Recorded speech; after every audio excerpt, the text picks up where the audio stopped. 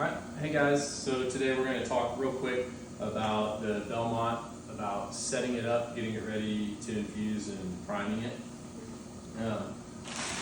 So you're going to need your tubing. It's going to look like this. There's usually some set up in the resus rooms, and if there's not any in here, it's back on the shelf in the resus supply room. And then I usually always grab some extension tubing to go with it, because it's just not quite enough length on the tubing that comes in there. So when you go to set it up and prime it, you always want to do a dry prime, so keep the machine off and don't spike your fluids yet. So first thing you're going to do is you're going to clip the reservoir into this holder and open the door, and you're going to put this part in here. This the blue arrow faces in, and that will snap in. And you can kind of set this reservoir at a good height where you don't want it too low where this tubing kinks right here, and you don't want it stretched too much. So just set it at a good height where this tubing is straight and free of any kinks. Then you're going to take the warming piece and just match up the red arrow to the red on the machine. Pop it in there. Then take this reservoir, put it right here, push this tubing into this piece, and then the patient line tubing push down in there.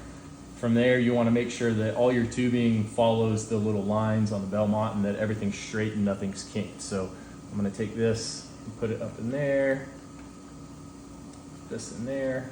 So everything is all straight, there's no kinks. Very important when you're setting up the Belmont, take the extra couple of seconds to make sure that everything looks nice and pretty like this, because it's going to save you time in the long run. If you take an extra 4 or 5 seconds when you're setting it up to just do it right and make sure that everything's straight and looks good, then you won't get something kinked up in the door or have high pressure alarms later that then you have to go back and troubleshoot, and that's going to take even more time. So make sure it's all straight and nice like that. Go ahead and close your door.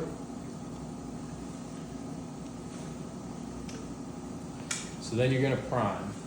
I like to use the wide spike set for my blood products and the single spike set for my fluids.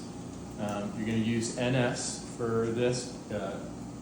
I guess you could put LR on here if you were just using it as a fluid warmer, but when you're doing it with blood, doing MTP and stuff on a trauma, you're going to want to use NS because it's what's compatible with blood. So like I said, I use the single one for my fluid. We're going to go ahead and spike this. And then you can turn on your Belmont. So the reason I say a dry prime, what I mean by that is I'm going to put all the tubing in with no fluid before I spike the bag or turn on the Belmont. That's the way they recommend. It's the way that we find we get the fewest errors. I've seen people spike the tubing into the fluid without it in the machine and try to prime it like you would IV tubing using gravity, and that tends to induce more errors, and it's just not the way it's designed. The machine itself has a really good priming function. So now I'm going to turn it on, wait for it to start up.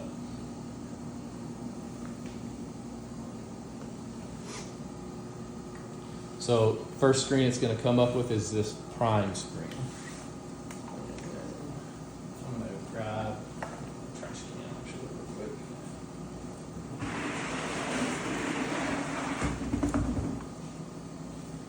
So once it comes up to the prime screen, you want to make sure that everything's unclamped all the way down, and you just hit the prime button, and it's going to prime this top half of the tubing now, and it's going to force all the air out.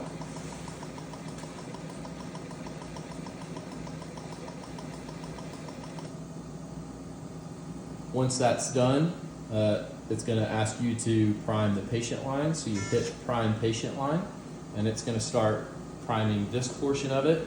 If you want, if it's not going quickly enough, you can hold down this button and it will prime at like twice the rate.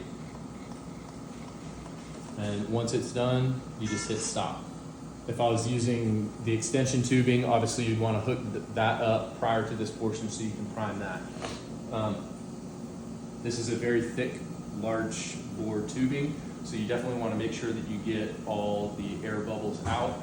And another reason why it's important to prime it using saline instead of priming it with your blood, because if you get a big air bubble stuck up in here and you're priming it with blood and all this is blood, you can waste a lot of products trying to get all the air bubbles out. So then at that point, once it's done priming and you've stopped it, it's primed all the way to the patient end, you hit infuse and it's ready to go. It's ready to be hooked up to the patient. Remember to don't use the Belmont through the blue lure lock caps that we attach to our IVs. You want to take that off and go through the biggest IV access you've got. That's it.